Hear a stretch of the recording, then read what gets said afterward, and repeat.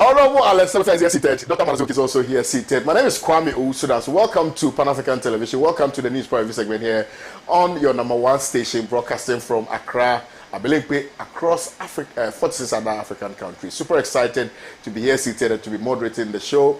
Today promises to be very exciting. I know what you want me to talk about, and we are definitely going to talk about it. The MPP primaries, a lot of casualties. You see, when we advise you that Pan-African Television is the station of choice, and Pan-African Television always, when we support a candidate, they win. You tell me I don't know.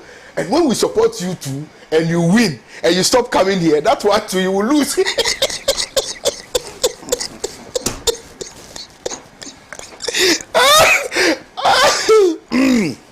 Good morning, Honorable Dr. Maugisi.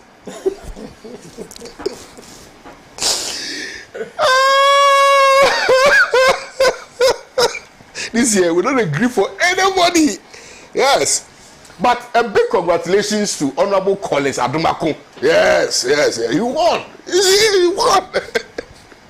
Hanan, he won. All our friends who appear here, they won. But if you stop appearing here, you will lose. Anyway, I see Honorable Alex stealing glasses. They appear, they don't appear, they are lost. No. The main one. Whether they appear or they don't appear. They will lose. Hey, Burkina Faso, Mali, Niger exit ECOWAS. Yesterday I was listening to the BBC and I was excited. I don't know, for some strange reason, I was excited. I think I will explain that later.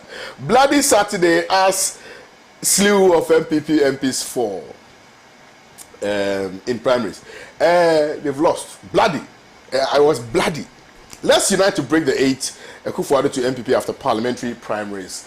These are the topics that we've tabled for our conversation this morning, and clearly we're going to try and deal with all of them here on the morning show.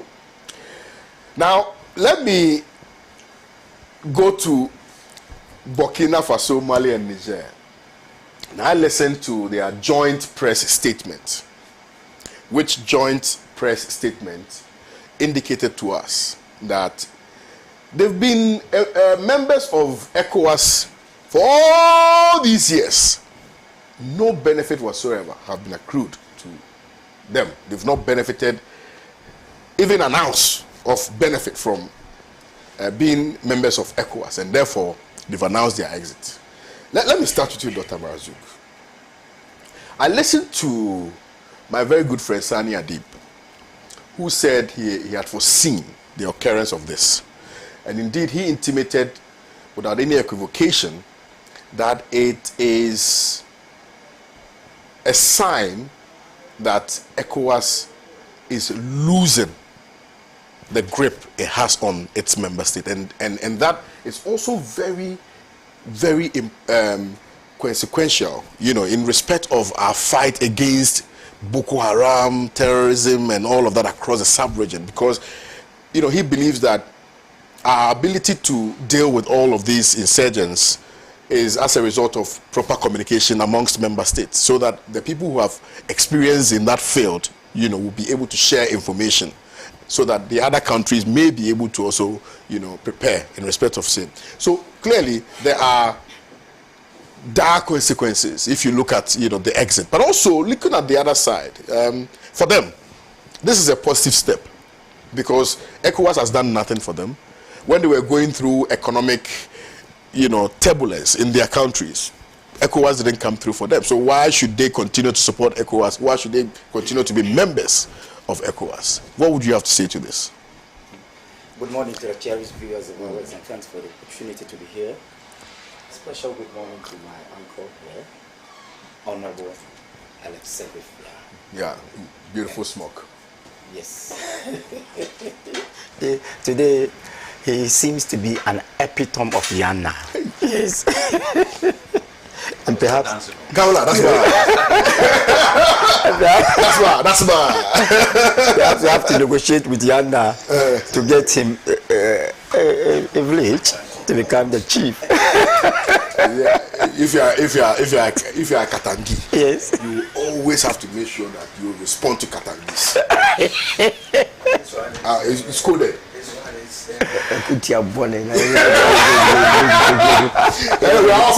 So let me be unconventional about welcoming him onto the scene. My good brother Ramuzo. How are you? I like your new iPhone, iPhone 15. Wow. Oh, no, anyway, this one sure. is Huawei. Huawei new brand. Yeah. Huawei design like iPhone. Yes. Let me see. Oh, but life show how I want to see. Hey, so new movement, new phone, little. New movement, new phone. new victory. Oh, sure. All right, so let me associate myself with the view of my younger brother, Adib Sani. That is correct. It is important for all of us to understand that ECOWAS hasn't been able to live up to expectation. That is not to say that ECOWAS hasn't done anything at all.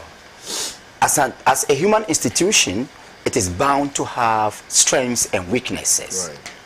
But in our opinion, the weaknesses seems to be more than the strengths. And that is a source of concern to all of us. If you look at the main objective of ECOWAS, there could be other sub-objectives, but the main objective of ECOWAS is to promote economic prosperity on the sub-African continent, that is West Africa. Promotion of economic prosperity demands free trade, free movement, free immigration, a lot of things. And I can tell you that sometimes it is easier to move from Ghana to England once you have your visa than to move from Ghana to Togo, even with the so-called free movement. So clearly, that main objective hasn't been met. Then added to the failure to meet that objective is a high level of insecurity in relation to the borders. So the insecurity has also given birth, or the insecurity has been, it hasn't given birth, but it has been a product of misgovernance on the subcontinent. And you agree with me that because of misgovernance, even democracy seems to be malfunctioning. Yes. And today, yes, I do not support any military junta. I don't. I'm not a friend of military junta. But every student of international relations and diplomacy will know very well that ECOWAS systematically continues to fail in its legitimacy in terms of existence because of its inability to maintain proper democratic constitutional order in West Africa. For instance, normally we condemn military tyranny, and military tyranny is even less harmful than constitutional tyranny. ECOWAS leaders will sit down unconcerned for acts of constitutional tyranny to strive in this country, to thrive in West Africa. And when the results become so much catastrophic, then they want to weigh in. They want to come in. And it is important for all of us to know that if we are not interested in military junta, we should be equally not interested in constitutional tyranny or democratic tyranny or constitutional authoritarianism. The nomenclature doesn't matter. What matters is that whether military or constitutional, the people are suffering. So you realize that, in fact, most of the coups on the subcontinent happened in response to certain acts of constitutional tyranny in those countries. And because of that, they have lost confidence in ECOWAS. Because ECOWAS is supposed to give them proper economic prosperity, and which will propel the states to compete favorably with other nations on the global stage. That hasn't happened. Then again, the so-called constitutional forms of governance on the continent are also not helping them very well. So they have decided to form their own versions of government. And the only option is military governance. Again, you agree with me that ECOWAS itself is not financially viable, because I have reasons to believe that ECOWAS is largely, just like AU, is largely sponsored by these imperialist powers. And because of the imperialist manipulation of ECOWAS, it fails to satisfy the needs of its own citizens. And of course, if you have a Pan-Africanist, because the people, I've also read it, and they have made it clear that that they have shifted from the Pan-Africanist goals. And once you have shifted from Pan-Africanist goals, definitely you are driven into the hands of the imperialists. You bring something to bear, Yes. and it's very instructive that the people who are in power through illegitimate means Yes. are the ones speaking and spearheading, appears to be spearheading, Pan-Africanism. It's quite strange. It's very strange. Yeah, yeah. Very, very strange. Yeah. And so at the end of the day, you realize that no, if you do not, you yourself, you the leaders of Africa, of ECOWAS, do not even respect the prime objective of ECOWAS, why should we be part of that body? It means that the body is a sham. It means that the body cannot do anything. So we have to leave. But to be frank with you, that is not a good solution. I also knew very well that it would happen, but that is not a good solution. We are now in an era of globalization, and unity seems to be much more powerful than disunity. In fact, whatever we do in terms of the continent, in the form of a continent or subcontinent in this world, should articulate the centrality of unity. Don't you think that this rather should prick the nerves of the leaders of ECOWAS to begin to really look at ECOWAS and perhaps redirect its path, particularly when, in my estimation, I think it's important to trade within, and then when you're stronger, you can trade without. So this rather should send signals to ECOWAS that maybe we should be thinking about doing what is right, because if they're able to create successfully this bloc and are able to trade amongst themselves, they become, economic giants within the sub-region. They now will begin to dictate the pace, of growth in the sub-region. I mean, that's quite crucial. Yeah, I don't want to say you have truncated my thought. Oh, sorry. But no, you've I have. Admittedly so. No, let me tell you the beauty of it. You've rather explained my point. That should have been my. In fact, that's my point. That's what I wanted to say. But you have preempted me. That's fine. Okay. It's cool. I'm good. I'm well. But let me tell you that I would have said that. But the difficulty of it is also our colonial past. We have different versions of colonial past. Whilst the Anglophones suffered colonialism through the indirect rule, the Francophones did same. I mean, they suffered colonialism, the same colonialism, through the policy of assimilation. And this assimilationist policy has also contributed to the continuous bondage of the African within that region, even in the name of independence. You see, so it will be very difficult for what you have suggested to be done, unless, of course, we all, when I say we all the states of ECOWAS decide to throw away any remnants of colonialism and neo-colonial manipulation in Africa. Because I want to believe that, but for these people, I mean, most of the Francophones continue to rely heavily on France. Absolutely. For survival. And you also know our relationship with our former colonial power. Yes, our relationship, right? So if we decide to cut ties, not cutting ties in terms of international relations and diplomacy, but cutting ties in terms of economic dependency, and rather opt for self-reliance then definitely what you have suggested can be a viable solution. Now, okay. Conclude. Yes, oh please, you can. But my question, and that's my final question, Yes. question to you before I come to Honorable Segbefia. Clearly, if you look at the dynamics, there are more similarities than dissimilarities. Yes. And indeed, like you rightly opined, they have always been under the subjugation of France. And their operations have largely been determined by the needs of France. Yes.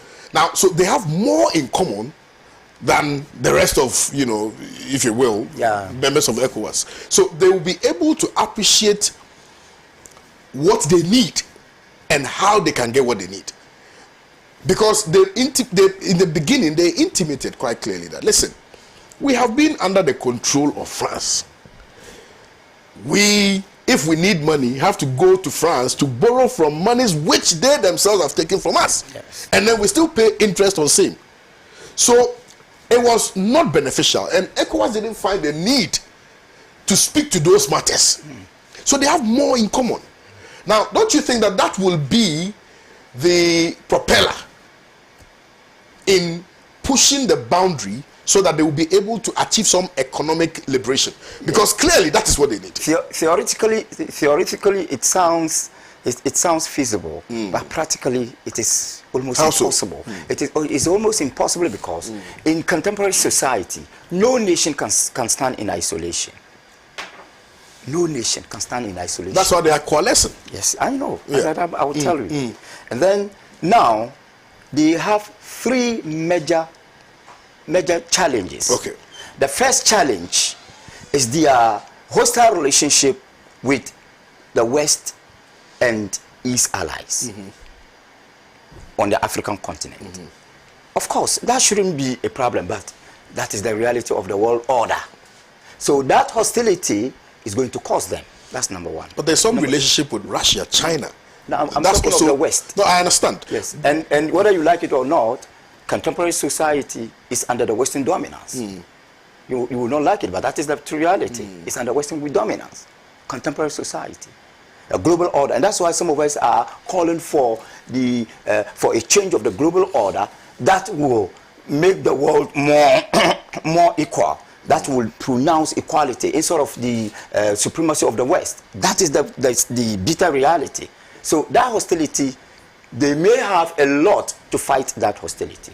Number two, another hostility from the rest of the African continent. Because once ECOWAS has spoken, you don't expect AU to support these people, then not ECOWAS. So that will be another hostility. These are challenges. If they are able to solve those challenges, then the third one is that they themselves do not have proper economies. I mean, their economies are not well grounded. So in that state, it may be very difficult for them to survive alone. And that's why I said that, yes, I expected them to do that, but it is not the best for them. It is not the best for ECOWAS. All right. Let me conclude by saying that one part of their solution is to do everything possible to return to constitutional normalcy. They must remain in ECOWAS and challenge the imperialist manipulation of that organization. And ECOWAS should also do everything possible, as it has said, to come into negotiation with these people to bring them back. But when they come back, let ECOWAS be fair to them. And that will be in their interest. That will be in the interest of ECOWAS. Honorable Segbefia, I'm still convinced, and very strict with my position, that perhaps in extricating themselves, or in an attempt to extricate themselves completely from the shackles of imperialism and colonial dominance, is the creation of this bloc, that will perhaps spearhead that agenda. Because if they are able to do it well, and they are able to help themselves economically, and establish through demonstrable, results, that by coming together they've been able to achieve some economic, independence, then that will send some strong message to ECOWAS, and that will send strong message to even some other members who may not particularly be interested in coup d'etats, okay, to begin to rethink and relook at how they can govern their countries individually so that they can also be economic independent. Don't you see it that way? Respectfully. Good morning to you. Good morning to my colleagues, and good morning more especially to the cherished viewers and listeners. Actually, the topic you have picked on, we need a full day and some to digest and go through all the intricacies. But let me just try and be as simplistic as possible. You can cheat some of the people some of the time. You can cheat all the people some of the time. But you cannot cheat all the people all the time. It gets to a point where enough becomes enough. And if you see dogs and a cat, the cat will be trying to get away always, but if you get it into a corner, it will immediately begin to spit and take up its paws. It begins to fight back. That is a natural phenomenon, process.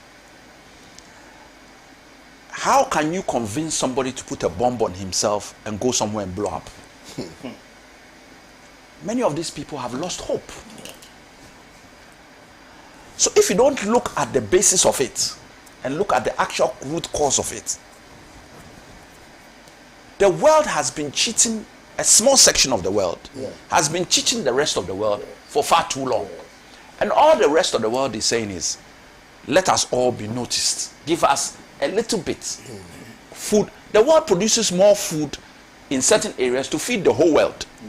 People shouldn't be hungry. Yet famine is something that people have even made a business out of. The geopolitics of the world has changed dramatically. Now you have BRICS, you have China, you have Russia, you have the USA, and then you have USA and its NATO partners. All with various interests, and all of them, bar none, is looking at Africa. All of them are looking at Africa. So we have become a political football.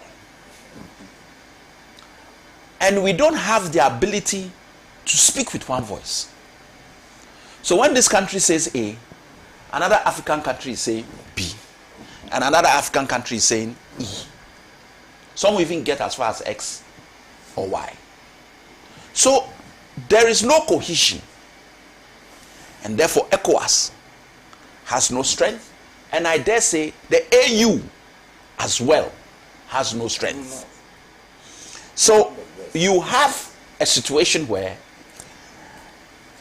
people are now beginning to ask, what do I get out of this? The only reason we can talk against these three countries from where we are sitting is that we do not condone coup d'etats. That is it's what. True. That is the only It's basis upon which we can condemn this. Yeah, it's true. Oh, we cannot condone coup d'etats. Yeah. So whatever it is, they should. Yet, what they are saying cannot also be dismissed. How can one country have all these various countries in Africa and say that all your money must be banked in our country? I mean, it doesn't make sense anywhere. And up to today, there has been no statement that we are going to change that status quo or we are moving away from it. You're all talking about coup d'etat, coup d'etat, coup d'etat. And I keep saying on your program, we all accept that coup d'etats are not good. But do not create the climate which can give birth to a justification for a coup d'etat. Because upon all of us knowing that it's not good, they are still happening. And the question is why? Constitutional tyranny. Exactly. So look, some of us we are pacifists. We don't want JJT. But we all go to school. And one of the biggest issues coming from the statement about school is that Africa has a deep lack of education. And I'm not talking of school. Look, even in schools, how much time do we spend on learning about our country's history and then African history? How much time? So that we are not even building a certain level of local patriotism, let alone an African. Why? Because if you bring in a political party at any level which sees Pan-Africanism as against what they stood for, they will not promote it.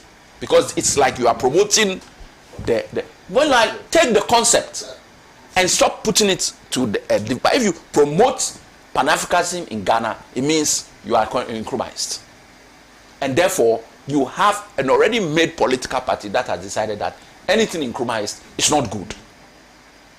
Meanwhile, you have to take this and realize that it is our only salvation. Africa must unite. That is the only thing that is going to help us out of this quagmire. And yet we have divide and rule. This person will say this, another one will say that. This group will say this, another one will say, and all its lobbying and behind the scenes. We see it in every institution that is international. And yes, people can have views. That's why we are independent countries. But the question is, what is the African position? Because you must always have a caveat. We do not like this, but this one you are doing is not acceptable. Why is nobody talking about how these countries have been treated by their colonial master? We should solve this issue first, then we come and talk about it. But you have been doing it for how many years and you never dealt with it?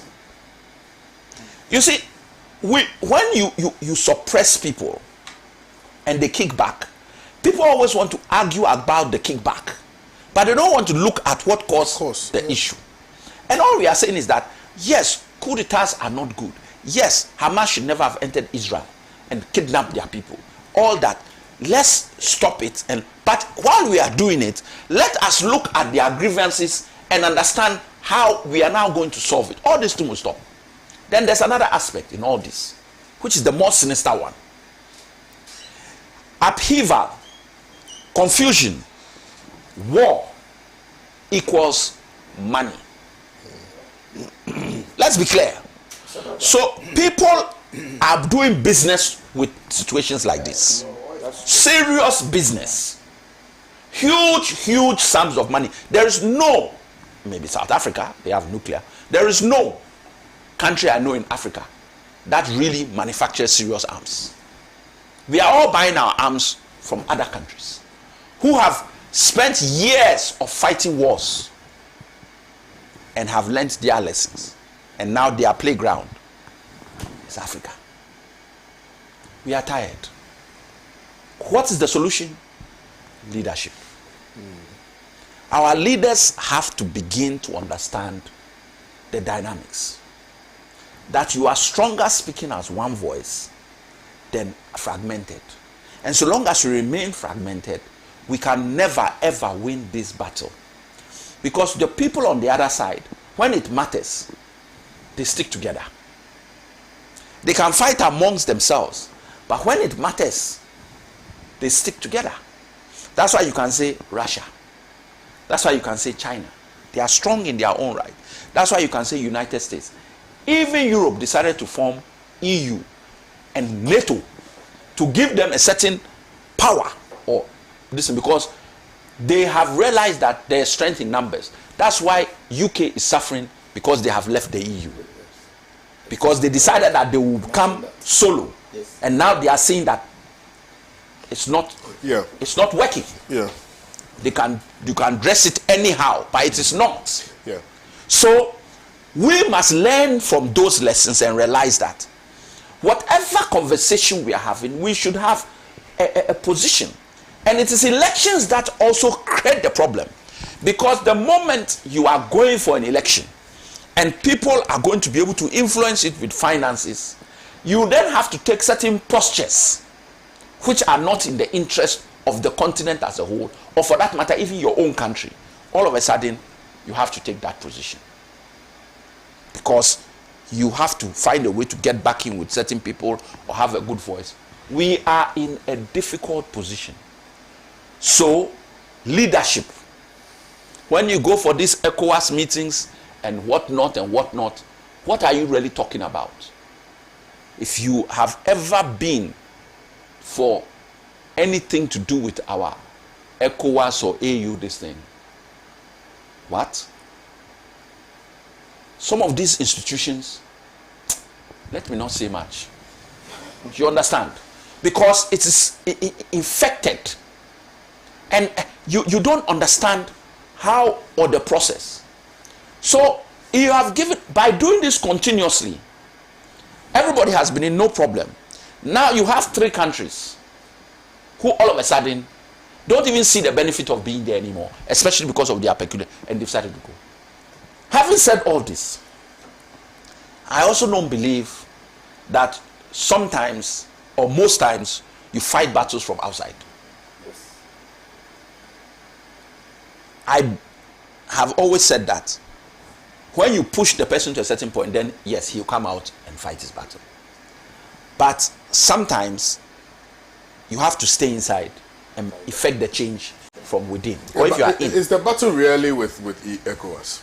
There's no battle with ECOWAS. They are simply saying that they don't see the benefit because in the beginning, with the grace of respect, it is ECOWAS that has given the sanctions. Yes, exactly. Yeah, but so in the beginning, there were talks about meeting and amicably resolving the matter. They feel they've been disrespected by ECOWAS. So that's the battle. Hold on, but it's not an economic battle, really. No, because if they have not, talking economics. Yes. So if they have not really benefited from it, and the example that you made with respect to UK, yes, leaving, brilliant. But then there was a direct correlation between some economic benefits, yes, from being a member of EU.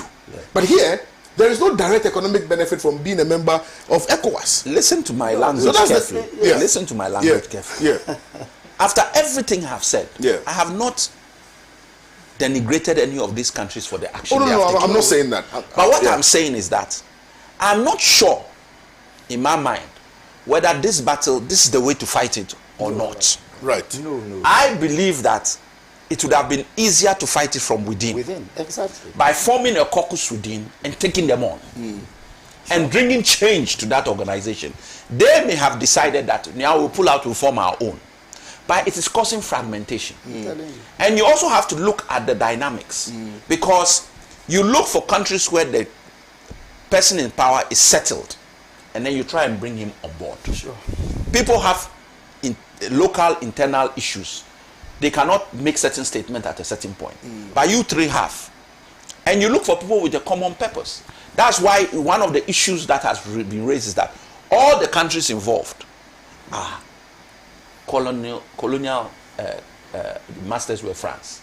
There was only one attempted one, I think was Senegal, which was stopped. Which was not Senegal, was it Senegal? Yeah, which is Anglophone.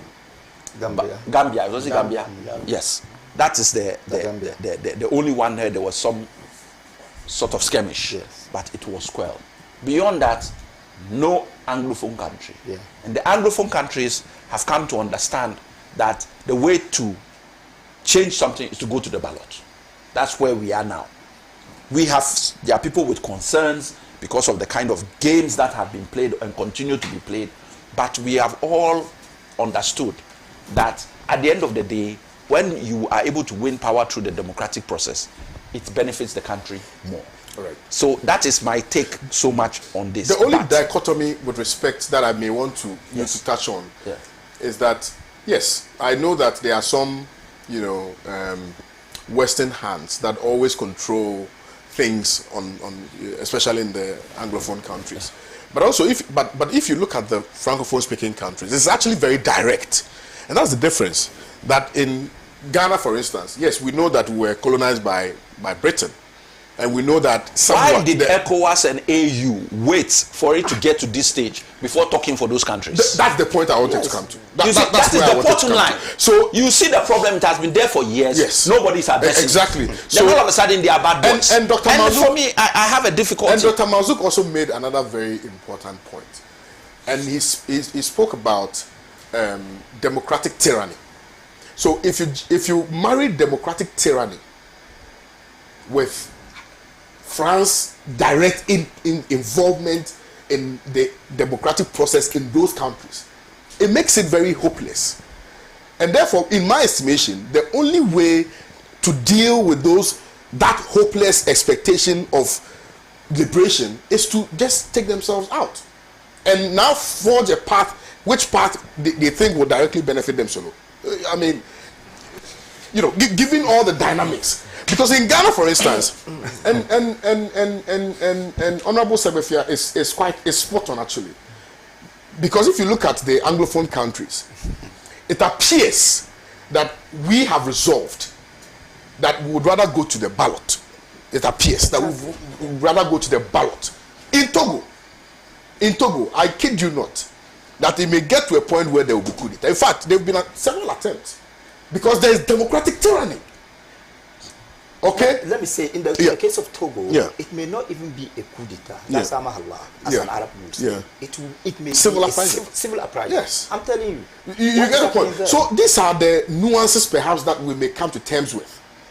And those nuances, in my estimation, are what have led to this hopeless expectation of any solution to the problems. And therefore, they have to do things by themselves. And I agree that you have to stay in and fight from within. But sometimes if you are not recognized from being a party to that organization, you may as well just step out and do your thing. And so it's all about acceptance and respect and recognition. They are not being recognized by ECOWAS. So what's the point being there and not being recognized? When you know, like Honorable said, that we've always been dealing with this France or French influence and control, and nothing has been done about it. Just when we took a step, then you found your voice. You see, just before Solo, part of the problem is if they go to ECOWAS now, the first thing ECOWAS will say is go and do elections, go under democracy. And I think we've passed that stage. Yes. What they should be saying is, okay, have a plan for democracy, but what are your grievances? Absolutely. Exactly. So that we put them side by side and run with it. That's brilliant, yes. This is how it should work.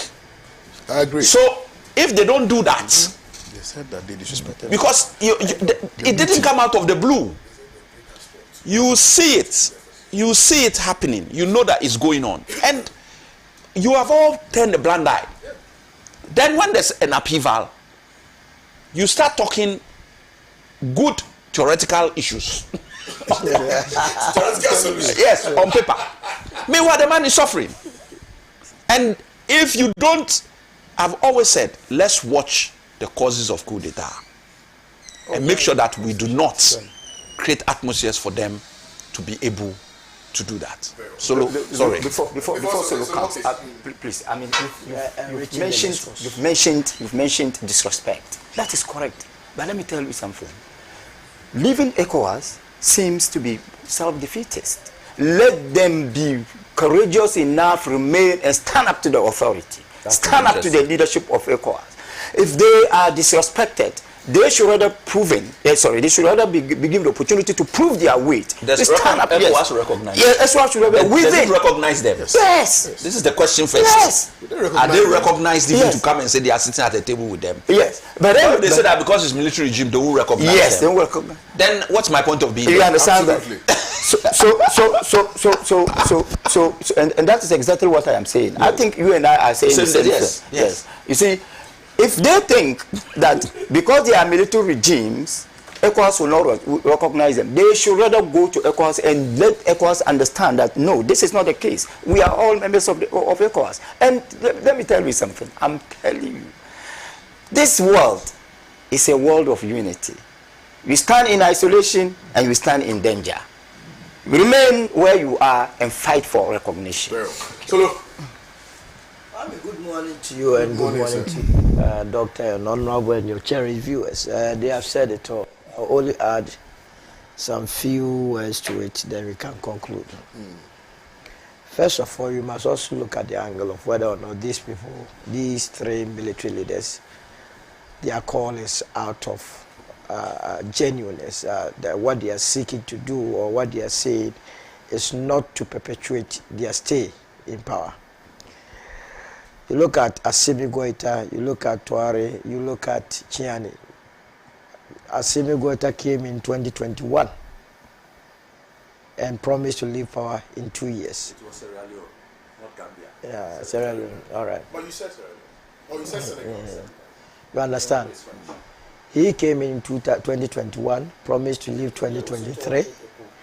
We are in 2024, the man is still in power. Tchiani was supposed to give a timeline to restore the country to constitutional rule. He's unable to do so. And that young man in Burkina has not given any path. Traoré. So clearly, we are all in the same soup. So how do we perpetuate our stay in power? They have also identified that ECOWAS is a toothless organization. In fact, when you threaten, if you know you cannot carry through any threat, you don't have to issue that threat. When they said they were going to invade Niger, were they able to do that? So right away, it gave them the indication that they didn't have the muscle. And so now they are dictating the pace. All that they are doing is to prolong their stay in power. Because it is not lost on us that, we know, united we stand, divided we fall. ECOWAS has been in existence for the last 48 years, and we are where we are. So we need to, as it were, come together and fight a common enemy. But can we? Our budget, you take individual countries of the ECOWAS, Ghana's budget, 60% we are expecting from foreign countries, aid, grants. Is that not the case? So already they are dictating what we do here. Go to Nigeria. Boko Haram is worrying them. They are calling on the American government to come to their aid. So how can we have that balls to say we are fighting those establishments that is fighting against us? We don't have it. Now, to even expose these three leaders very well, they say they are leaving France. Is that not the case? Where are they going to? Is it not Russia? And do you think Russia have their interests at heart?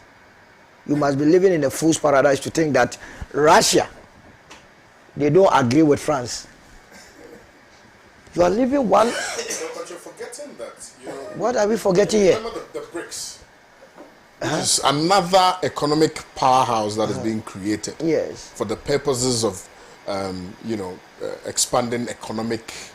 All of that is going to crash anytime soon. Yeah, but BRICS. Oh. but you see, but they are gaining. But why are they gaining? You see, and relevance and influence. You said it's being created. Let me tell you. Yeah. It hasn't yet been created. You are leaving France because France is suppressing you. Yes. You go to them for your own money. They dictate what you do in your country. And if you are leaving them, why do you go to Russia? Because Russia will not have direct control. They will not go and save their money in the central bank of Russia. So they will come and take. So have they shown us? And you've also seen how much they now sell their lithium. It's going to crash. Who determines? No, I mean, these are some of the things. You see, we are only we've had military leaders. Yes. Who have excelled. Yes. Champon is one of them. Yeah, but you see, Thomas Sankara is another. So you don't have to be dismissive. No, what I'm saying. You don't have to be dismissive. So I'm coming there. Honorable has told you. Yes. That it is important to understand the derivatives. Do you support the coup d'etat? I support coup d'etats if it is intended to change the fortunes and aspirations of the people. Hold on. That's what we will do the program together. What does the constitution of Niger says about a non-performing government? Just like we have in this country.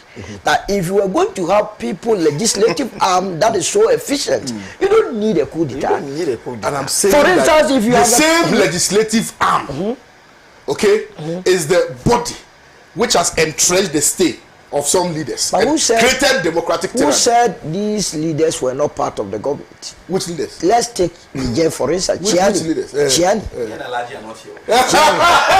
No, let me make it straight. Shani that is not leading this military guard. Was he not the head of the presidential guard?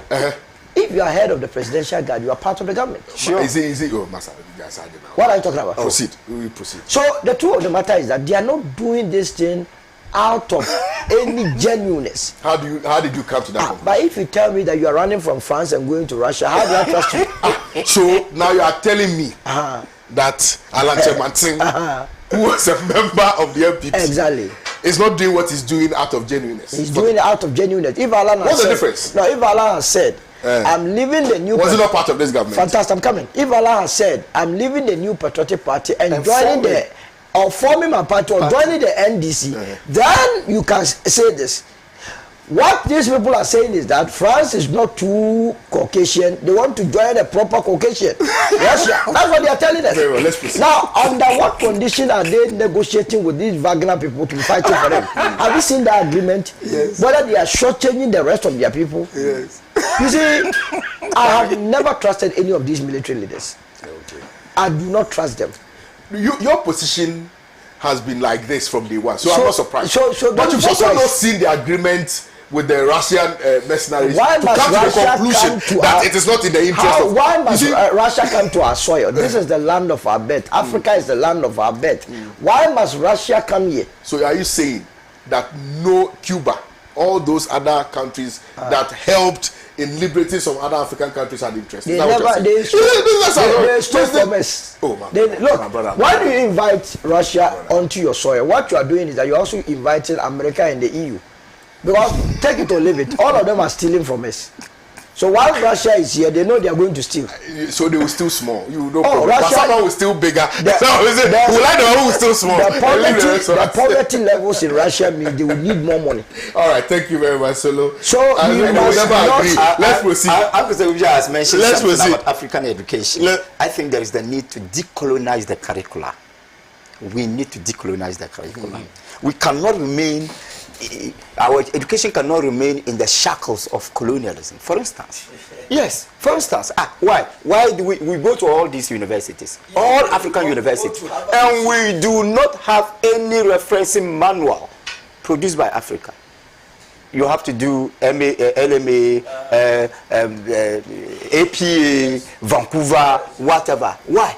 African universities should be able to come out with their own referencing manual so that we'll be able to do our own citation. We should be citing Yana, we should be citing Togbe, we should be citing, we should be citing our own scholars. And even when you go to Canada, for instance, today, Canadian education is structured in such a way that it takes into consideration indigenous education, indigenous knowledge. That is but you see, decolonization of curriculum. Our blessing. Yes. I'm telling you. But go to Rwanda. That's exactly what they are doing. Exactly. Yes. So why are you saying? So the curriculum must be decolonized. And no one should move Why you expect Russia to no do one should that? move from one imperialist to All right. another imperialist. Let me hear from Honorable Secretary, and then we'll close the chapter on this one. I just feel that there are very deep questions involved in all this.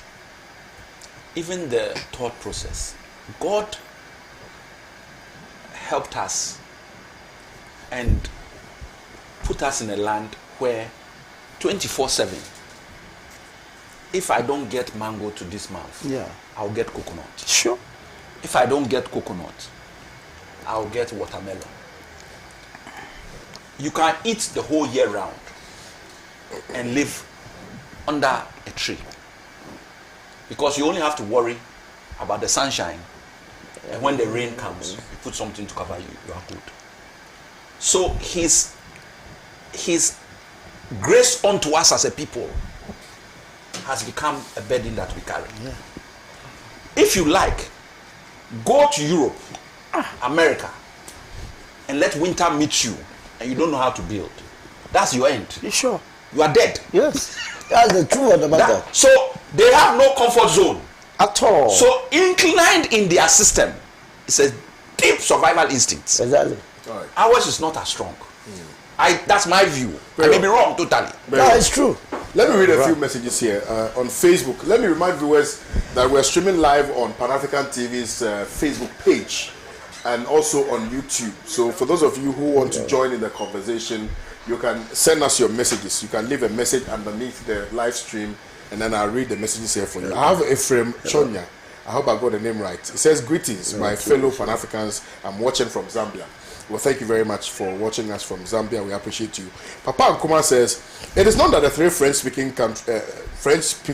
breakaway countries do not like democracy or democratic governance, but they've come to realize that all their democratic governments are being manipulated directly by France.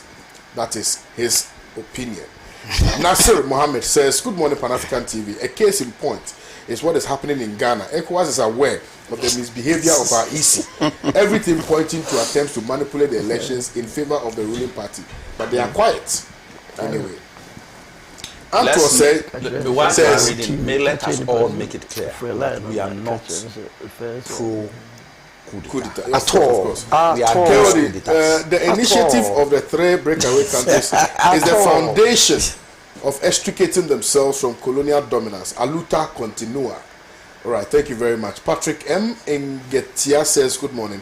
Well, Patrick, good morning to you. You can also send in your messages via Facebook, and then I'll read them here for you. Now, let's move on and discuss some other issues. You do know that on Saturday, the MPP primaries were held, and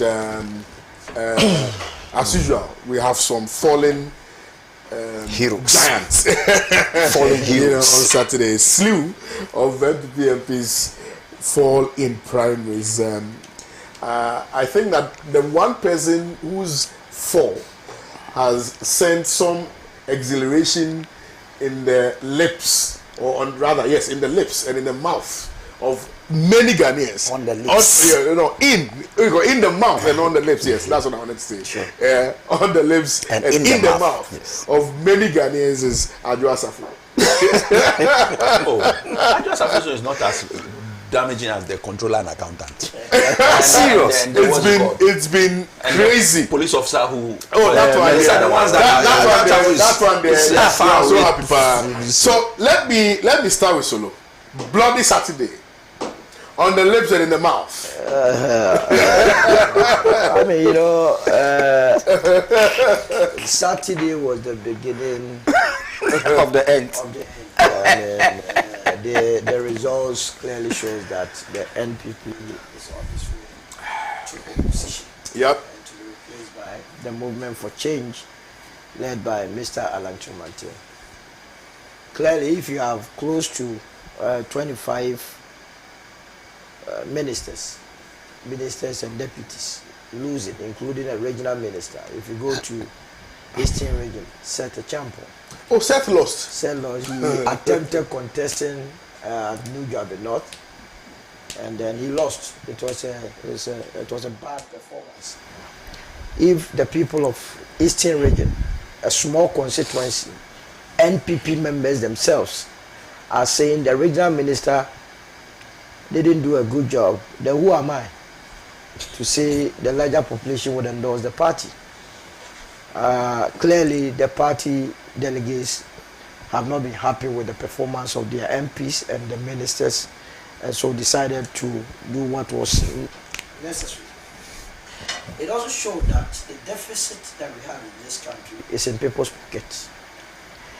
It brings back the issue of the 60 billion deficit at the Bank of Ghana, that the whole nation must have a second look at it, whether genuinely those monies were really lost, or whether those monies are in people's bedrooms or under beds.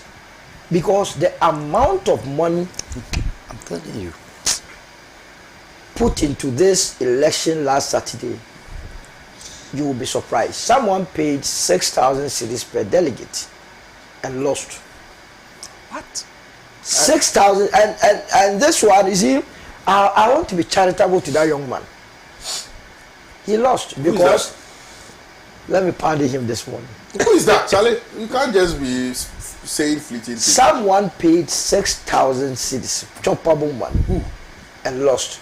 I'll give you the Asante Achim area to go and find out. Is it a war? No, boy. No, bro. Okay. But his contender paid more.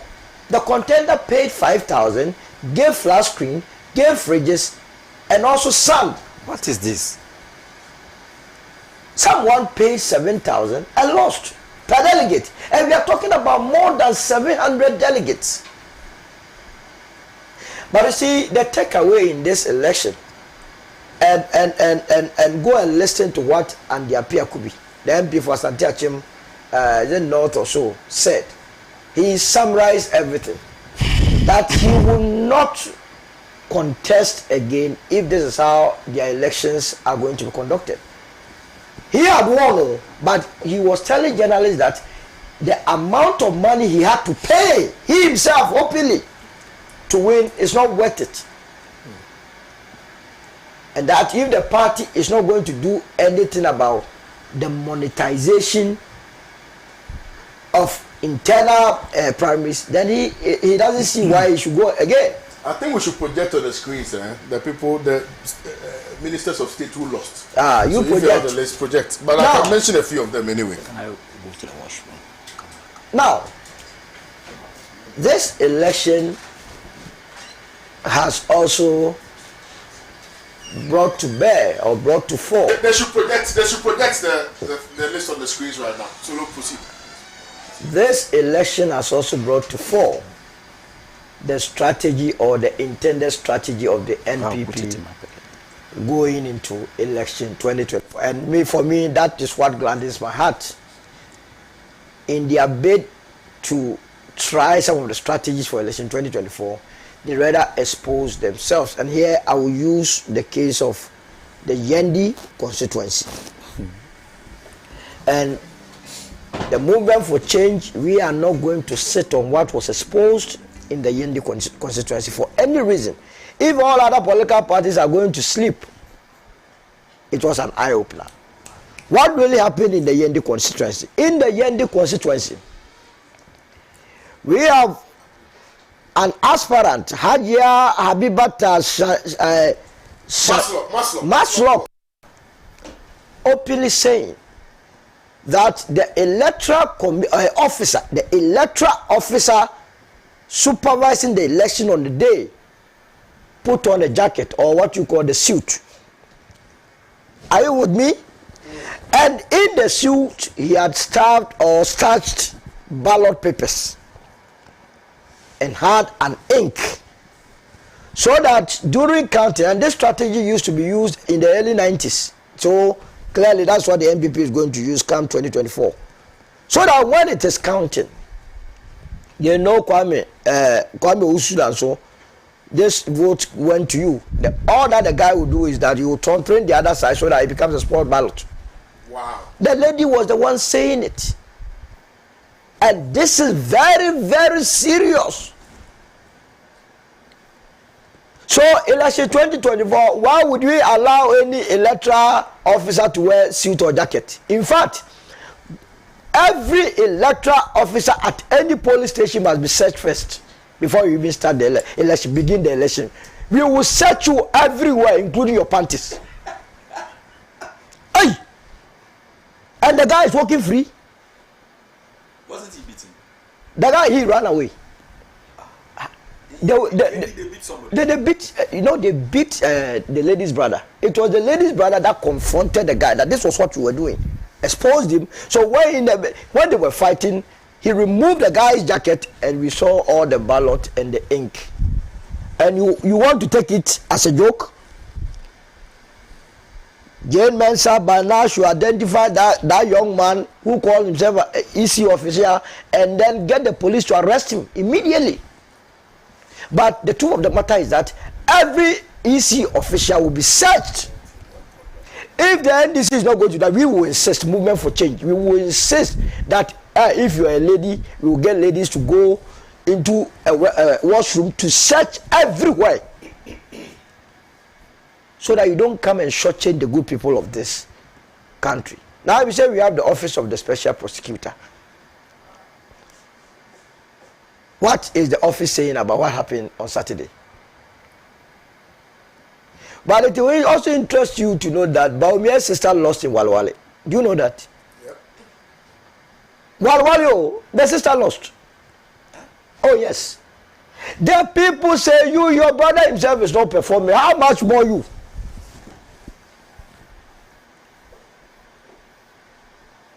Now someone also won, and they said they were going to have what, a Thanksgiving and go and see blows in church.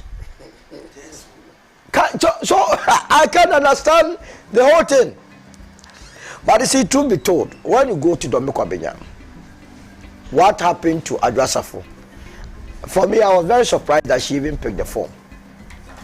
And came second. Strange. Not because of her competence. In terms of competence, Adwoa Safo is miles ahead of Michael Quay any given day.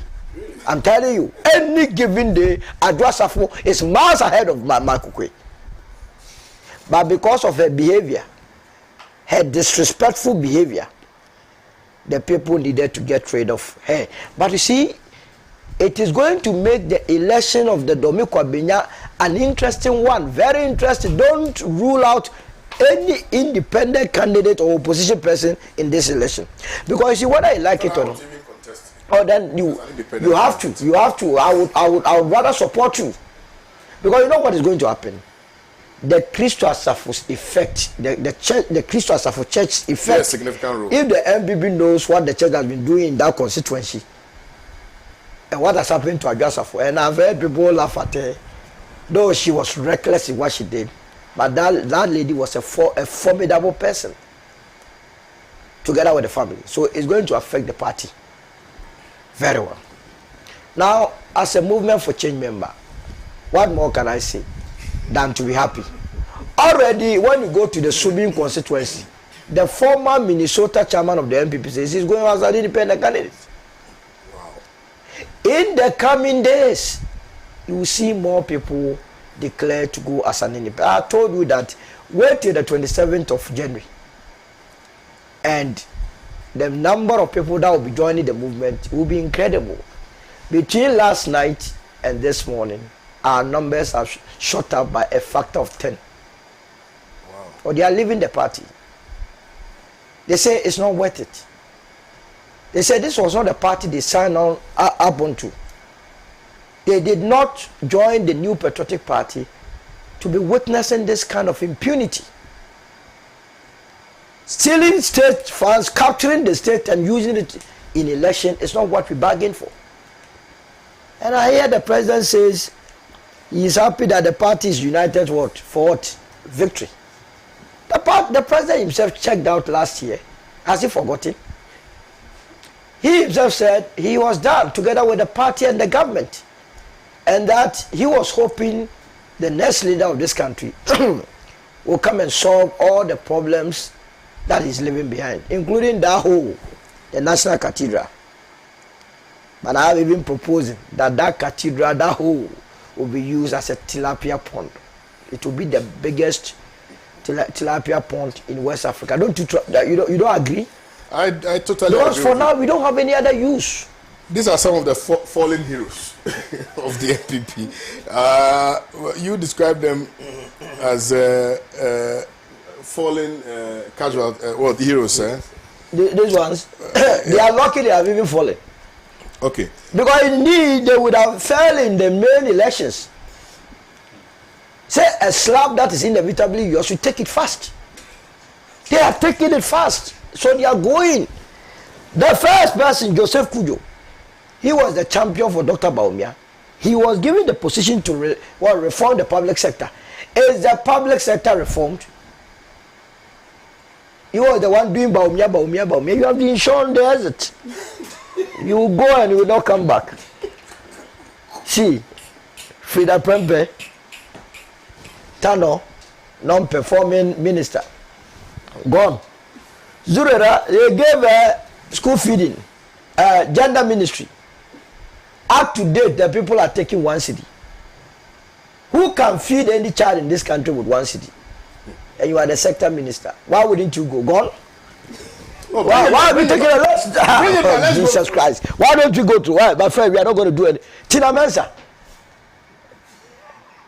Go to Weja and this environs. She lost the election 3 years ago. They don't know her. I'm up for my communication. We are in this country where calls drop like nobody's business. These telcos, they treat us anyhow. You will be gone. Mama Shani, deputy for what health?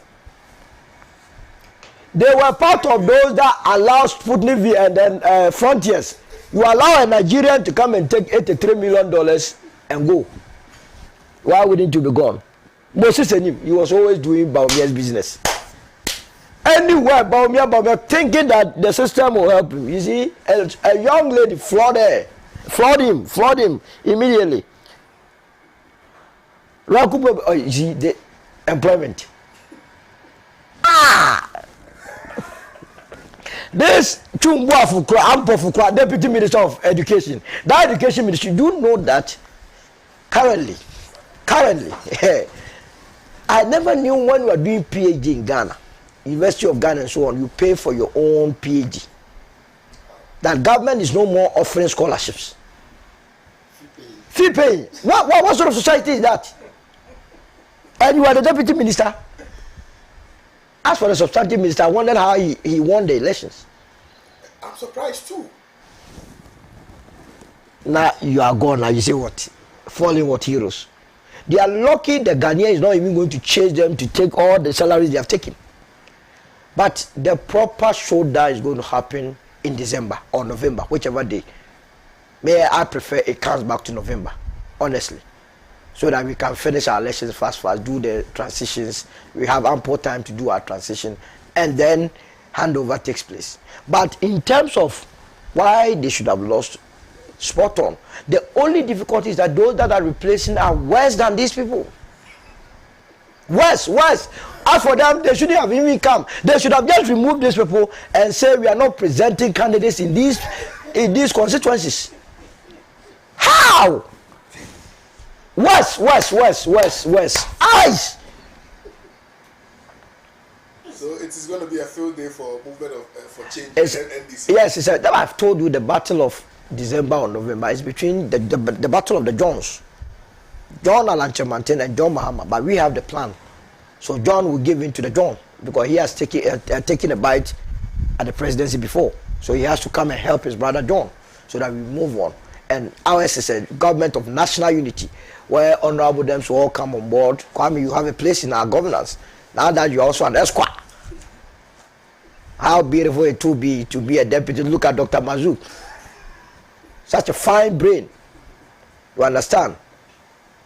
Why would we allow you people to spoil the talent that you have on the altar of politics because you don't belong to this political party, you don't have a say in this government?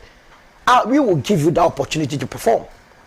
And that is why the movement for change is happening. So I am very happy. There will be a lot of independent candidates. Go to Bantima. Asenso Aswan is not celebrating. Because he knows the amount of money that went into it. He knows it. He's more or less my brother, but he knows it. All those that won, they couldn't even celebrate because they know that the amount of money they have to dish out to win, it doesn't call for any celebration. So I am happy, and I want the movement for change members to be focused. Keep your eye on the road and on the ball. Victory is coming. History beacons on us. 2024, this country will settle on an independent candidate, and there will be a lot of independent candidates in Parliament of Ghana for national development. No, there will be a lot of independent. I'm telling you. To see independence, No, there will be a lot. Only if their minds will be independent. No, they have to. They have no other business. The Electoral Commission personnel who committed these crimes should be prosecuted. And then Viscount Bua says citation manuals are discipline based and not race or continent. Africans need not have their own. Hey. Kwame Sapila too. Congratulations to all MPP candidates, especially lawyer Michael Quay Jr., Dominic Kwabenya constituency, Mr. Lawrence Okumkom, and Sam Heman Lower Denchra, Honorable Gloria Usu Trouble, Kwame Nafo, Shama, Kojo Ponkroma, of Fwasa Iribi, Onosona Swajapa, and Robert Lamte, A.K. Okumkom, Madina constituency, Komesa Plateau. Thank you. Odikro Nana Komnata says it's a shame how our democratic process has been monetized by the NDC and the MPP over the years. It is my fervent prayer that after both of them governing the country for 32 years, that is 16 years each, they will be in opposition for the next 16 years. For us to have a government of national unity for the next 16 years. Good morning, Lawyer KOD. Long time for us in Yendi, long time. For us in Yendi, our big enemy is now EC. They did the same thing to NDC when we were electing constituency executives. My regards to Honorable Alexander Segbafia. Johnny Kuto says, tell Solo that he is surprising us. They shock us. Solo, they shock us. Honorable Segbafia. Before Honorable Segbafia, respond to that guy. Yeah. Does he understand discipline-based? What is discipline-based about American Psychological Association? That is a manual. APA. If you don't understand APA, the full meaning is American Psychological Association Manual. What is discipline? That's American-based. Is that not American-based? And if it is American, is it not racially based? Yes, racially based. Please go and do your research. Thank you. All I am saying is that Africans should also contribute to knowledge industry in the world. And we can also have, so if we have American Psychological Association, we can have African Scholarly Association as a manual. So go and do your research. People in academia will definitely disagree with you. Honorable MPP. Solo says it's a field day for movement for change. No, I wanted to cede all my time to Solo. In fact, I was actually enjoying the submission. I was enjoying the submission so much that I wasn't sure whether I have to even comment at any level. I give a word of caution to NDC on a number of fronts. One, the amount of money that has gone into this, Charlie? to the extent that an EC official will behave in the manner that he behaved, is of concern because they are the referees. So we have to watch those who are going to call themselves EC agents on the day.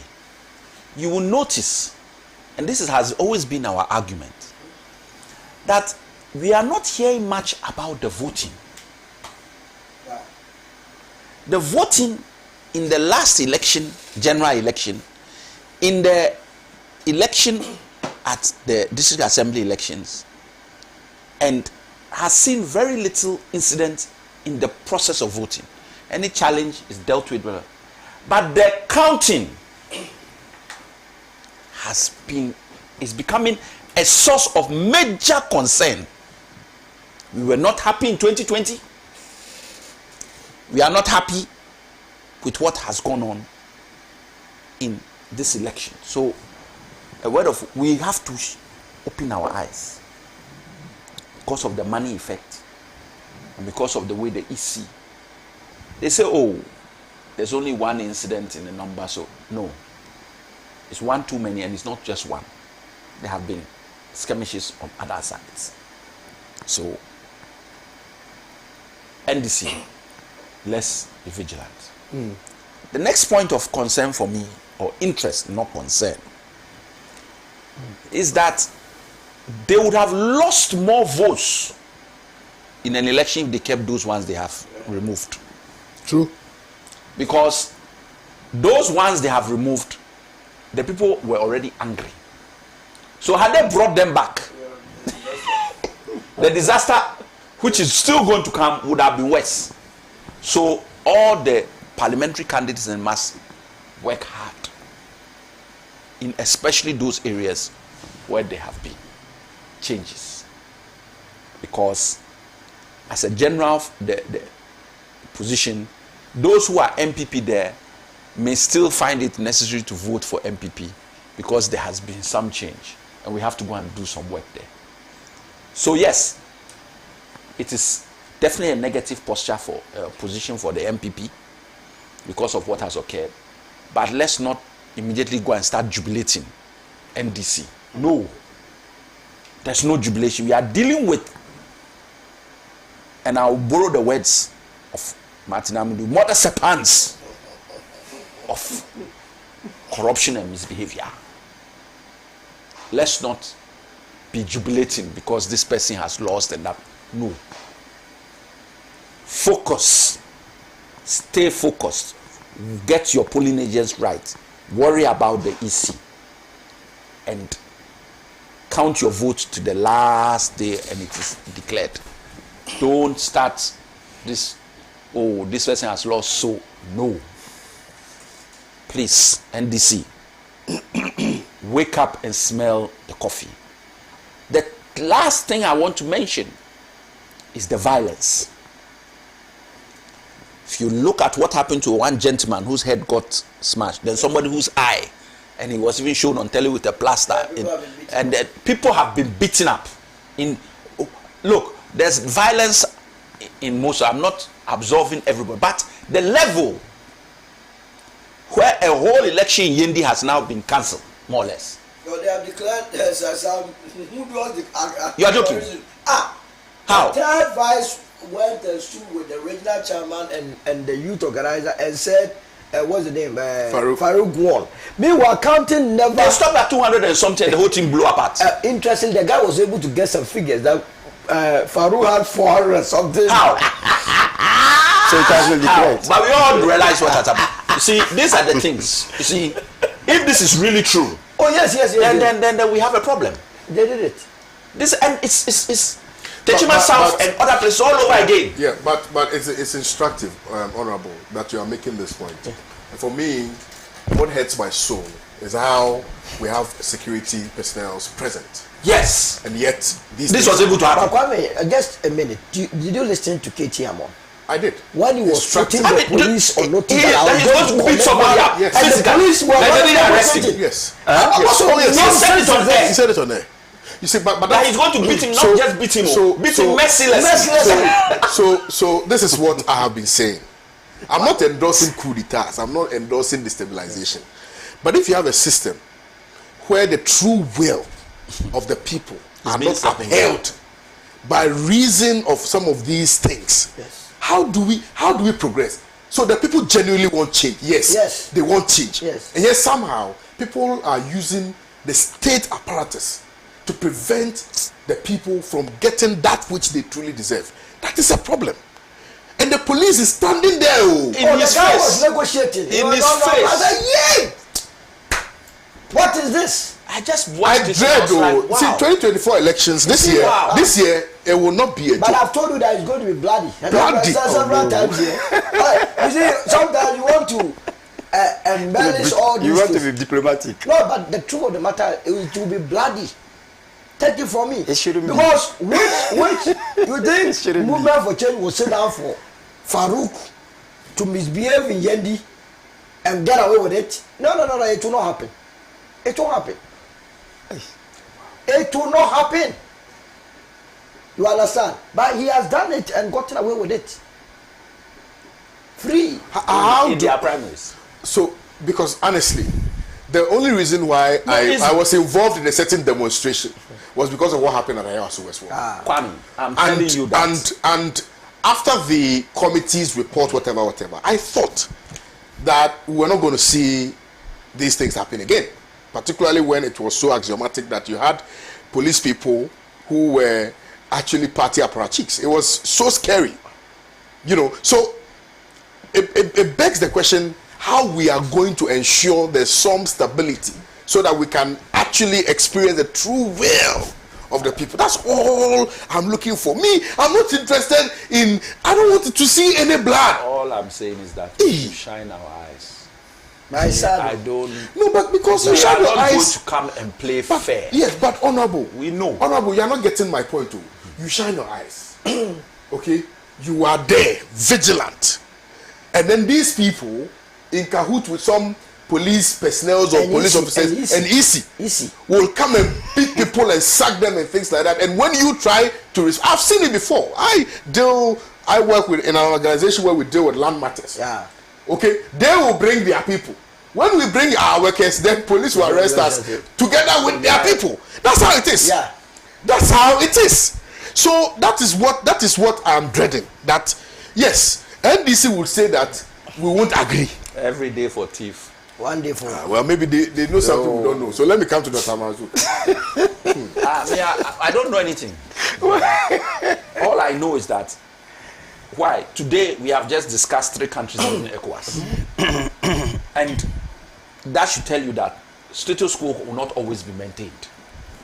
You can have nice words and speak about what, but status, and this MPP government under Nana Addo and Bawumia, they are pushing and pushing and pushing and pushing. Even what has happened in their party is a signal. Oh yes. It's a big signal that stop the pushing. And here we have just done elections. Look at what has happened. People will go into areas, go and shoot gun, all kinds of things. And somebody is contesting a position. We have all gone to sign an agreement that we have disbanded our vigilantes or whatnot. Vigilantes will come and do video that we are supporting Kennedy Adepo. We are the people. This is the. So where are the disbanded vigilantes? No, they are available. Where are the disbanded? So you see, if you don't look for something, you normally don't find it. But sometimes you look, You get it. you will find it. Yes. Okay, Alright, Dr. so- Mazuka, I have a message for you. The Okay. person again comes back and says, Hey, the person is tell Dr. Mazuka that I'm an information professional. I did not speak out of ignorance. APA is for the discipline of psychology developed by Americans and does not mean other countries cannot use them. Exactly. It makes It makes a lot of room for some sources of information to be cited. MLA, Chicago, etc. are all good to be used in Africa. By the way, do you know that Africans publish more in foreign journals rather than African ones? That is my problem. I am a retired university librarian trained at the prestigious school of the University of Sheffield. Yes. Yeah. So he and I are saying the same thing. Africans publish in other journals rather than African journals, and that is a problem. APA and whatever have been developed by some people outside Africa. Let's also develop African model so that it will be part of. In fact, my position is not it's not subtraction from, but addition to. Okay. All right. That is to expand the frontiers of knowledge. So, my brother, I think you and I are in the same business of academia, and you seem to be an elderly person. Perhaps later we can have more conversation on the on that matter. The way forward. The way forward. But I still believe that Africans, or one of the citation manuals that should be globally accepted, should also come from Africa. We need to have a lecture, I think, at Pan-African television on education. Yes, exactly. It's So you and I are saying the important. same Hansen thing. Bola says, Right. I want to believe if Solo is telling us the truth about embodying individuals from different political parties if they come into power. Of course, but that is exactly what we are And going he to do. spoke during the year, so he spoke as the presidential candidate. It's Jemantin that has to be worried though, because Tell Solo. Let me have the number. The number of the. Yeah. Okay. Mr. Even in the positions. Vaikambua, if you can share your number with us. Dr. Marzuk would like to engage you further on this subject matter, respectfully. So if you can send us your number, or you can send it to Pan-African Television's inbox, we will give it to Dr. Marzuk. Or send it to the WhatsApp number. I think the WhatsApp number will be displayed on the screen. Good morning to you, Pan-African Television. I'm watching you live from Betekpo. I hope I got it right. Please tell NDC this time around they have to be serious. Our votes have to be counted. Pierrot Primario says, good morning to you. Greetings to Honorable Alex Sewefia. Please tell him Pierrot from Tesano sends his regards. Dr. Marzuk. Yes, sir. All right. So, my submission is structured on two perspectives. Inter-party perspective and intra-party perspective. Okay. And both perspectives are within the context of two things: change and continuity. Okay. When you at the national level, the 2024 elections are going to be a matter of change and continuity. Continuity by the MPP and change by any of the opposition political parties, including the movement for change. It's very important that you acknowledge that. Yes, of course, Very yes. It has become very, so. very important. Yes. So that's how it's going to be. Then at the party level, you are going to have, even at the party level, the intra-party perspective is clear. Yeah. Even within the party, we are witnessing the clash between the change within the party and continuity within the party. Continuity in the sense that the party leadership itself is threatened by some people who are yearning for change, even at the party level. And that is reflective in the primary election.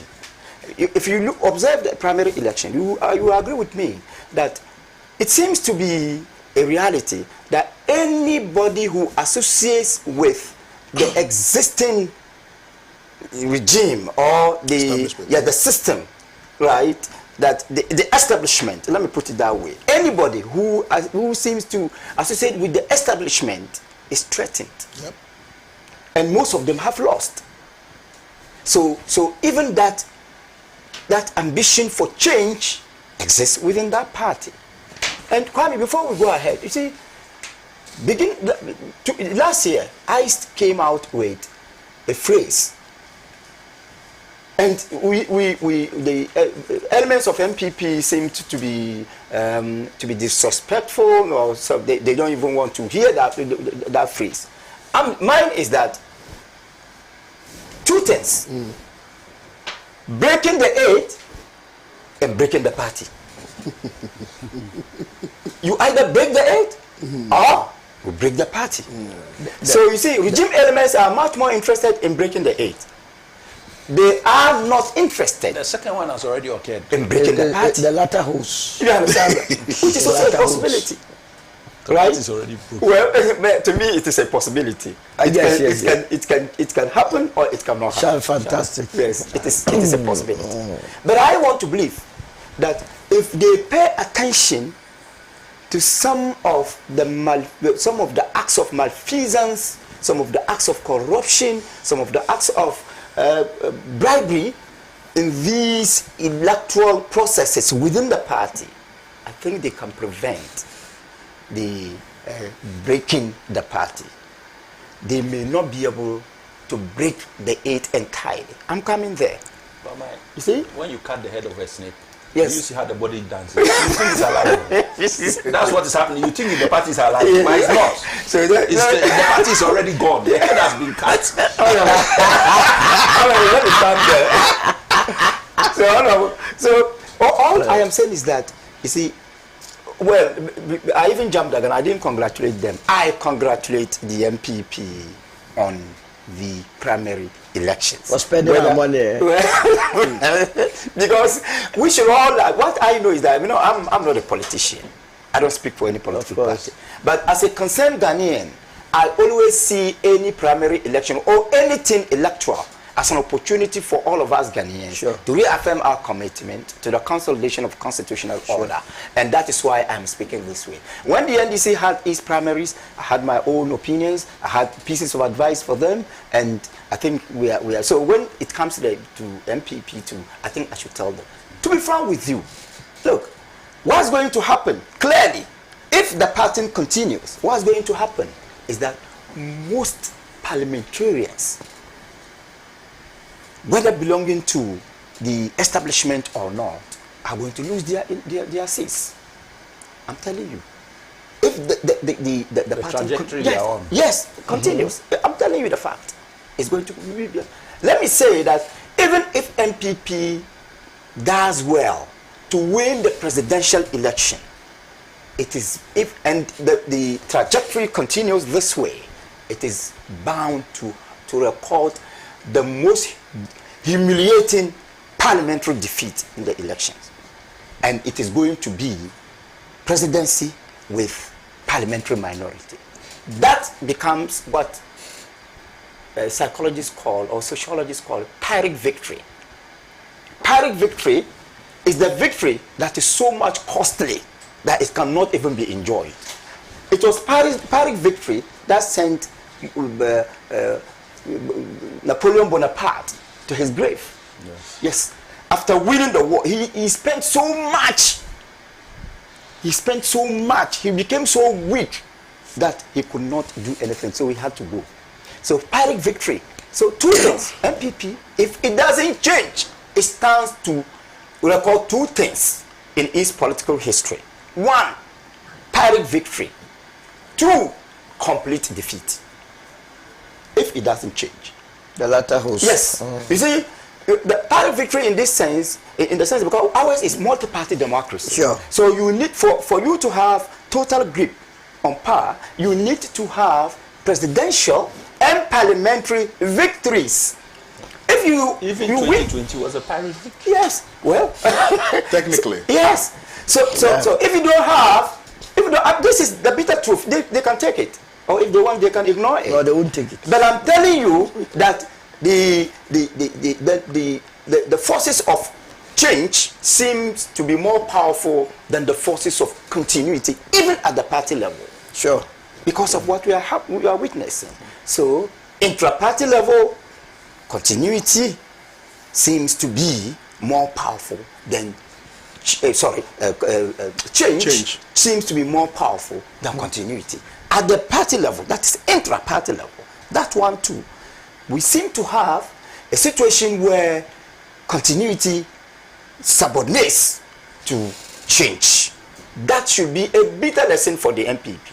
I think Honorable Secretary has made it clear. He said, and I like your pieces of advice to NDC. Let's not celebrate now. Let's remain well focused. This is a piece of advice. So even though I am not a functionary of MPP. I am not a functionary of any political party. I have the civic responsibility to advise every political party when I have the opportunity. And my advice to MPP is that it should go back to the drawing board. I am suggesting to them to hold what I call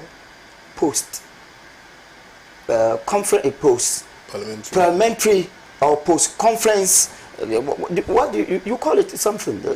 Congress, yes. Congress, right? Is that Congress? Yes, it's Congress, but Congresses have a purpose. Okay, so let them have post-Congress reconciliation and peace, maybe reconciliation and peace forum, national forum, that will be designed to heal wounds, because there have been so much wounds. As for the monetization, I don't want to talk about it, because it is a complete tribute.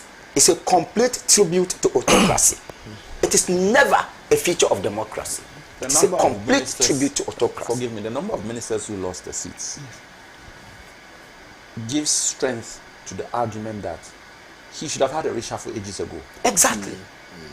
I agree. No, Exactly. he will not do. I'm not saying this, but I don't want him to do again. I don't want him to do again. Yes. He shouldn't do But reshuffle. at this stage, And that is the source. That is the source. Who want to go and take such a position? Yes. So let me- And that is the source. That is also a source of the need for change instead of continuity. Okay. Yes. Yeah, So at the end of the day, let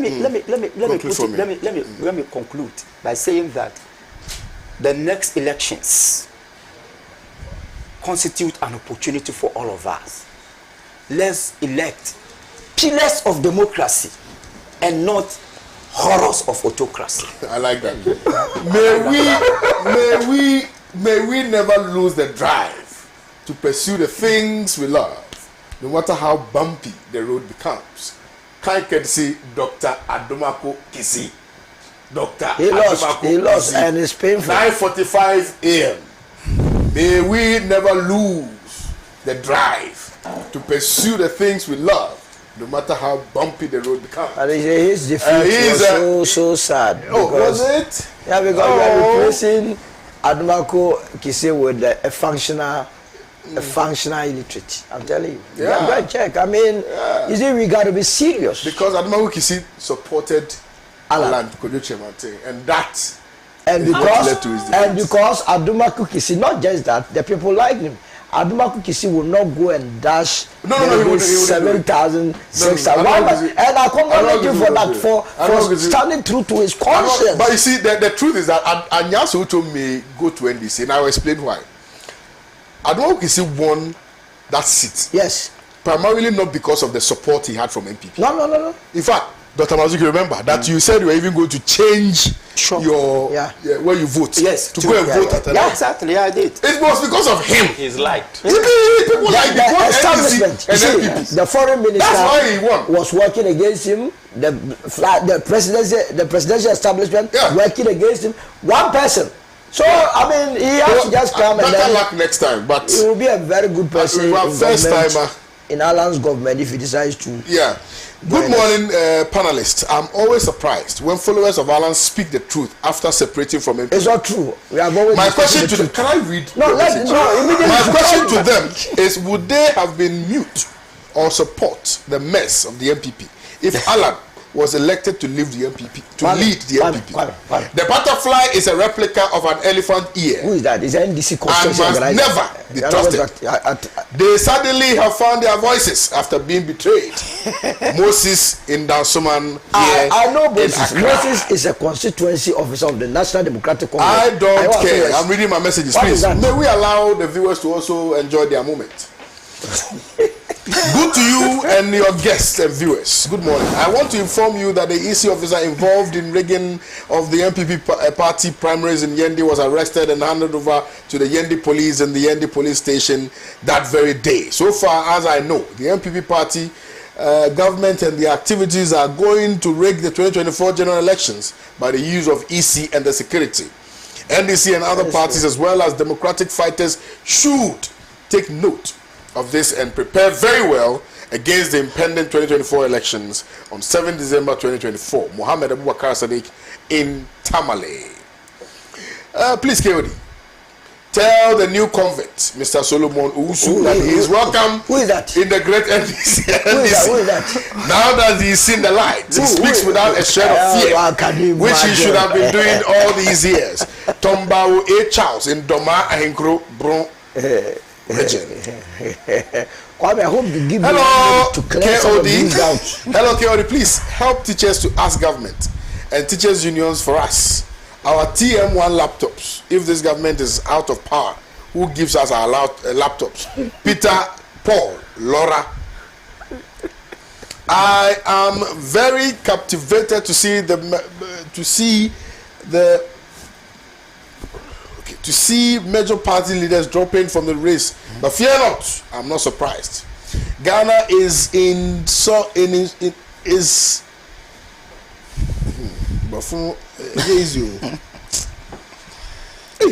anyway, Atom from. Can I make a message to voters? Sure.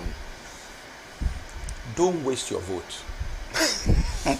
We are getting signals that a lot of people want to go with not voting at all. Apathy. Yeah, of course. Apathy is setting. They are voting for the movement. Not that And for me, that is dangerous. Because historically, we are aware that ballot stuffing takes place.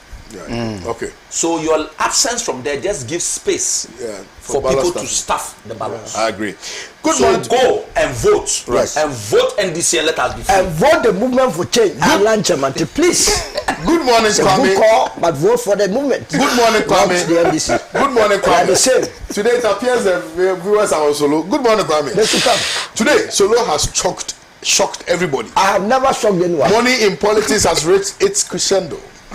Some spent but still lost the elections. The Ghanaian voter is increasingly becoming more and more enlightened and too sophisticated to be enticed with money. The table will soon turn where those who pay money will face the brunt of the angry voters who know these monies were stolen from the state. Earlier, the politicians stopped this robbery. Robbing Peter to pay Paul, the better. Uncle Gabi from Wamfie. You mean Gabi or Chebako? Good morning to you, KOD Esquire. My regards to Prof. Are you Prof now? Okay. Are you aware that the EC returning officer in one of the constituencies in the north confessed that he was an MPP sympathizer? What happens to him? Joe, in Tadi, I've seen the video. Have you seen the video? No, I'm not. Oh, there's this young I said man the EC who is a big said, problem. who said, you know what he said? He said, I'm tempted to say kukurudu. Oh, He said, I'm tempted to say kukurudu. And the But person you is still know, at EC. oh, can I make this point? The official said, I'm tempted to say kukurudu, but because I'm seen to be an independent, I have to pretend to be independent. So, find some young gentleman. You're speaking English. Well, nice gentleman. What's the name of the song? Good morning. Please, play the video of the EC board's declaration of 2020 election. Mustafa from Tamale. Katie Hammond is a disgrace to the MPP fraternity. Grey hair, they say, shows maturity, but in the case of Katie Hammond, it's complete childlessness. Childishness, I beg your pardon. Surprisingly, it goes beyond that. the security personnel over there were acting as if they were statues. Yeah, statues. They were standing there, statues. You know, because of a statute. Yeah. Statues. The exam was difficult. Oh, it was. you know your brother. Me, I don't law school at distinction. Wow. That's right. That's right. I don't know. You can I don't know whether in the country I'll get distinction. Yes. Yeah, on paper. Ghana is becoming a jungle to the extent that everybody does what they want because of power. Sokpata Ruben sent in this one. I think it's in the States. Teacher Baba says, good morning, Pan-African Television. Oh, wonderful. And God fulfilled himself in many ways. This is just the beginning. Many more to come. As we say, the death of the frog reveals its true length. But let's all join hands to observe the EC, as it could be the straw that breaks the camel's back. So look, too good today. You are invited to my yam fufu with light soup. I've always been and good. It was a nandom that issue happened with the EC. Okay. Do you have the video? Bless. Oh, I'm surprised you don't have the video. I think I have it. It's just going to. Anyway, for African unity, Senegal and Gambia must set the pace. The country of Gambia is located in Senegal. From Samuel Inteshi. The butterfly man who is fighting for power could be a dangerous material because of his mentality. He needs more exposure about the powers of the world. Russia have a lot of natural resources, but the West don't, and they depend on African natural resources to suppress Russia. It is wise. Russia helps Africa. Can you imagine to sell their resource at rightful prices, and it shall save a lot. Can you imagine? Does he know the poverty levels in Russia? Does the one that said does he know the poverty levels? Can I read my messages? What is that? How are you doing that? Okay, I've seen Farouk's flat screen. You know, you saw the flat screen. Money's on top. Plenty money. Hey. From Koblavi, Benghazi, and Bokwazi, the other political parties in the opposition must be monitoring the activities of the MPP keenly, because if they don't, they don't believe in free and fair elections. They always use illegal means like cheating, rigging, buying of votes, and use of violence in elections assisted by their accomplices, and they should be wary. Okay. Over to you, Jolate. Good morning to you, K.O. I'm Lukman Nat from Tamale Central. My regards to Sir Alex Segbefia. I like the way he has Sir Alex Segbefia. I know. I love the way the MVP contest went. Especially in the North. We in the NDC will recapture. Can I make it? Is that we in NDC will recapture Myong Nantong seat by his grace? Are you aware Kamaldeen lost with only 10 votes? Kamaldeen? Oh, he lost. Oh, he lost with only 10 votes. Oh, sorry, Kamaldeen. Is it not Kamaldeen, the guy who? Yeah. Establishment. Which constituency? He was an establishment candidate. Nantong. Somebody has sent the video to me. Please, this is the video. How do I get it to you guys? Bless, are you on this WhatsApp number? Because we have to end with that video where the EC man is saying that as for him, he's MPP. Anybody who has my WhatsApp number, please send it to me directly. But this morning you should have played a lot of videos. Oh, my brother, we have a lot too. The casualties are just foot dancing to Amrado song. Pim. But that was putting up her face. Yeah, I mean she was beating us. It was a defeat. It was a disgrace. It was a defeat. Yeah, it was good. The defeat had defeated. The dynamics of the Kennedy Japan influence to both ways. It's interesting. Yeah, now because on the one hand, when he supported Adjosa for the last time, she won. Yeah. But on the other hand, he couldn't get his brother. And he couldn't get himself in. Even in Kaswa, the guy that yes, Hawaka Yokubu. Is it Hawakumsi? Sorry, discipline the guy. Oh, this video, people are sending it to me, but I can't play. I can't even download it at the time. You can run, but can't hide. Emotion and passion is stronger. EC declares affiliation for MPP. NDC people, are we safe? You see, by now they should be that. See, you were wondering about the declaration of Farouk. This is a video. Is here. That one too. It's here. So send it to me. Let me send it to you right now. I just got it. The guy declared. I mean, serious. I am very captivated to see them. Okay, I think I've read this one. Thanks, right. Please listen to this audio in your studio discussion. I hope this is the same thing. Oh. People are sending it to me. Oh, people have videos and audios. Bless, do you have it now? Audio visual, they have. Bless, do you have it now? And the way videos can now fly. Okay, let me send it to you.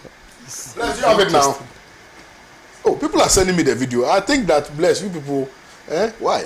Bless. Oh, Bless is not on WhatsApp here. Oh, send it. You guys should play that video. Bless is only blessed On Tuesday. Okay, I think I've seen it. Let me send it to Bless.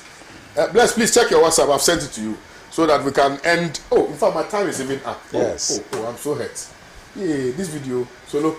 Anyway, but thank you. But about the old age. Yeah. You know, I want to end with this statement. Old age without wisdom. Okay, people have sent it to me now. Old age without wisdom is a mere quantitative figure of no qualitative merit. Full stop. now you have to start writing. Now I have all the No qualitative merit. In other words, Frank, I can't send the videos to you now. Please, at least let's end with, even if it is one of them. Let's just end. let them play at least. Then you should play the videos. I'm not That of the targeting easy and that of and every morning you play Mere it. quantitative figure. But a big thank you no to you. qualitative merit. A big thank you to you, Dr. Marozo. Thank you, Honorable Alex Sebefia. Thank you, Solomon Butterfly Usu. Fantastic. Fantastic. Listen, I'm leaving you in the hands of my directors and my producers. They are going to show us the videos of the declaration by the EC that Farouk has won the Yendi parliamentary primaries. And quite sadly, the statement by, I don't know where the EC official was, but of course he had also quite clearly indicated to us that he is a member of the APP. He said he was tempted to say Kogrodo, but unfortunately, because he's an independent-minded person, he had to break himself to wake up from his stupor and to the realization that he was in, amongst. He was in public and therefore could not have openly declared his support for the MPP. It's quite sad where our democracy is headed. But if you believe in true democracy, if you believe that we must begin to change the fortunes and the aspirations of the people of this country, then it is a responsibility that we must all shoulder. We must ensure that we do what is right by our conscience and what is right by the Constitution of the Republic of Ghana. So that in the final analysis, those of us in this country now and posterity will benefit from the decisions that we've taken and will not be victims of the bad decisions that we've taken. My name is Kwame Usudanso. This has been an exciting edition of Good Morning Africa. I'll see you when I see you. Have a nice day. Bye-bye. The videos.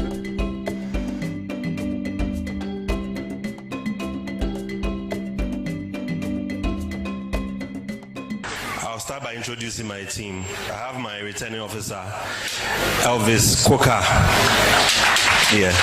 And I have my two deputies, James Bele Ire. I hope my pronunciation is getting better. Bele Ire. Yes, he's a deputy returning officer. And I have Peter Abraham. Yes, he's also a deputy returning officer. These are the abled men I work with to help us have successful elections in this constituency. So thank you very much. And myself, I'm Mr. Isaac Akotodako. I'm the officer, district officer, election officer for Nandog.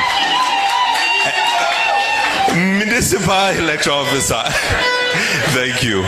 So I've enjoyed my stay so far working with all of you in this municipal, and thank you for your cooperation all the time. I don't have the opportunity to express my gratitude, but today I'll use the opportunity to express my gratitude. Thank you all.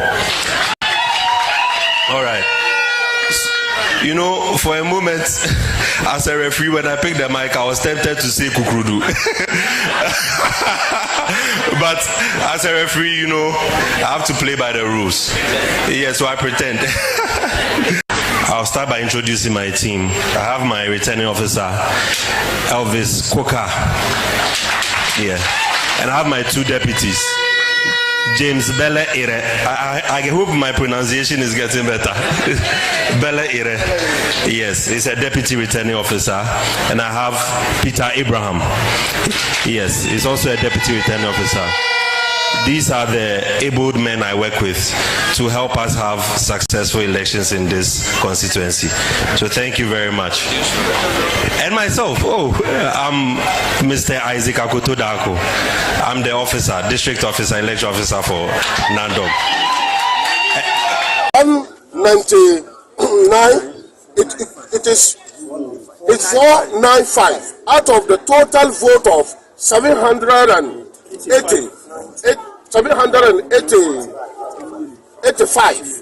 So clearly, based on this resource and based on this ballot that has been counted by EC and the ridiculous attitude that has been shown by the other partner or the unknown person who came and destroyed everything, which the police people are